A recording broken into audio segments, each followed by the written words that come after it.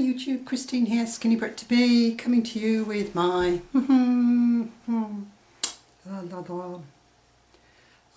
2 years and 10 months, 9 months post RNY gastric bypass. I've been in maintenance now for a year at least. Yes, at least. Back last August I hit, a year ago August, I hit my goal weight, which was in the range of 145 to 150, and that's where I've stuck ever since. And currently I'm at 148 this morning.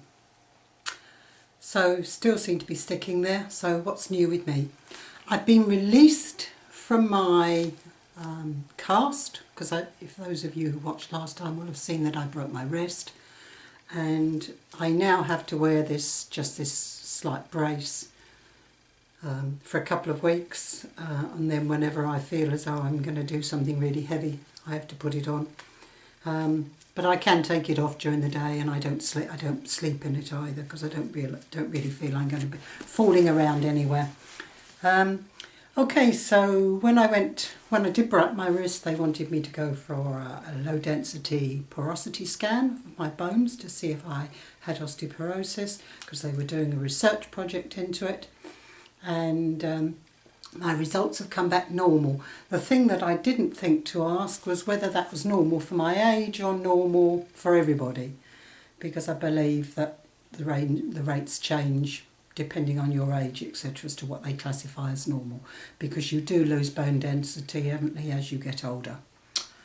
So that's positive. Thank God for that. I've also been for a CT scan, which they've been trying to find out why I keep on getting these rather nasty pains in my stomach. That didn't come back with any conclusive results, just what was it they said? That I had prominent aortic lymph nodes. I think that was what it said. Which they didn't know if that was any significance or not. So I have to go back to see the gastroenterologist to see what they make of that.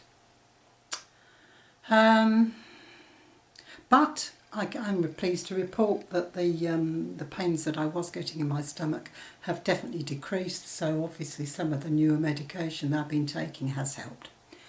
So food-wise, I'm still daily journaling on my Fitness Pal.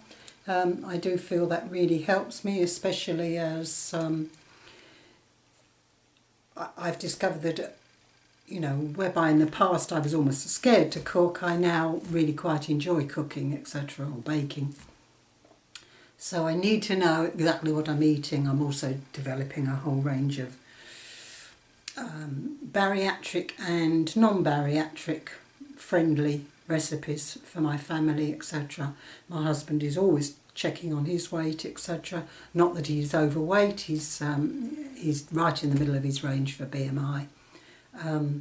My son, who is now living with us at the moment, he has a tendency to put on weight, so and again, he might be half a stone overweight, I suppose, but there's always a tendency with him. I can see he's got some of my genes in him, unfortunately. So, funny, my oldest son's got my genes, but my youngest son is as skinny as a whippet and super fit. So yes, so I've been doing a lot of cooking, etc. None of it, of course, is particularly, when you make a lemon drizzle cake, it's not exactly low calorie, but it's lower calorie than if you buy it at the shops, etc.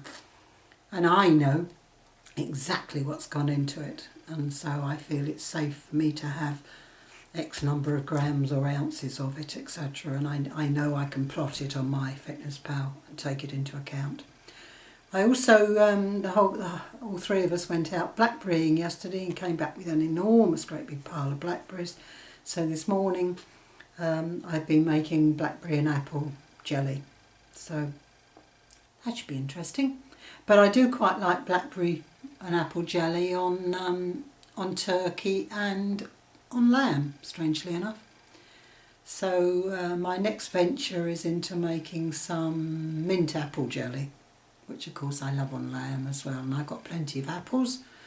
I have plenty of apples. I've been freezing and dehydrating for all I'm worth, etc. What else? The weather's turned a lot chillier here. Not all the time. We're supposed to be in the middle of an upcoming heat wave, etc. But it did turn chilly, so I've started back on making soups, etc. But I've still got to get my my head round how much chilli I can put in, because none of our family are strong on too much chilli, etc. And the chilies that I grew this year in the greenhouse are particularly hot. So even putting in, you know, a quarter of one of these chilies, which is about this size, well, it's not even the length of my finger, and it's sort of, you know, just a slightly triangular shape. Just putting a quarter of one of those in, etc., is enough to make 9 bowls of soup extremely hot. So controlling that. But I understand that it's actually quite good for the digestive system. So, so we shall see. What else? Yes, so I'm still maintaining. Yep, I started my journey. For those of you who have only just started following me, perhaps I started my journey. I was 336 £. So I've lost 190 plus pounds. So I'm absolutely chuffed to bits. I feel as though I'm sort of better on my feet than I was. But unfortunately, I've still got my numb feet. That hasn't been helped at all by losing weight. In fact, as I sit here now, my feet feel very, very numb. Which means I do still walk with a cane. And of course, I fall. Very, very easily. In fact, yesterday when we went blackberry picking, I had to be extremely careful there as well, because of course the brambles do go along the ground and they trap your feet. And anyway, we all came back suitably covered in red blackberry juice, and most of us were fairly well prickled, etc., despite wearing some quite heavy clothing in the brilliant sunshine. So what else can I tell you? Must be something else that's gone on. Don't think so. My life is pretty quiet. As I say, my son is back living with us at the moment, which looks like his relationship is completely finished, which is sad really, because after 19 years you do sort of wonder, etc. And I do feel sorry for the kids, but hey, relationships break down, and I know that from sort of personal experience. Many years ago, been with my present husband for 30 plus years, so some relationships last, but it's not easy. It's not always easy. I'm happily married, very happily married, luckily. I feel I am very blessed, because I have a husband who is very protective, very helpful. Will do anything I asked him, and a lot more. So he's always on the lookout for me. And of course, as he always says, he's never in the right place when I fall. I always fall away from him when I do fall. So, but anyway, that's my update. So I hope you're all doing well. Any newbies out there, best of luck with your journey. Just keep plodding away at it. Something has to click in your mind to make this journey work. You have to get a reason to stay on it that you can live with. And I'm still terrified that I will lose that wanting to be slim at all costs.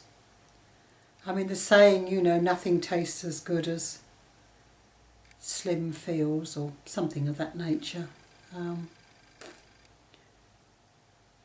But sometimes you just lose sight of that, and it's very hard to get that motivation back, etc.